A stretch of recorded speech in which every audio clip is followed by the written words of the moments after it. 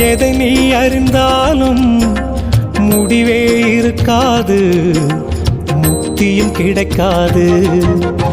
அறிவால் நீ அறிந்து சர்க்குருவை சரணடைந்தால் எண்ணம் நிறைவேறும், நெஞ்சில் ஞானம் அரங்கேறும்.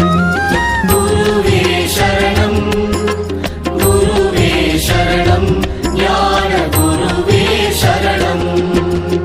அன்பே சிவமாகும், அறிவே குருவாகும். உண்மை அறிந்தாலே உள்ளம் தெளிவாகும். அன்பே சிவமாகும்,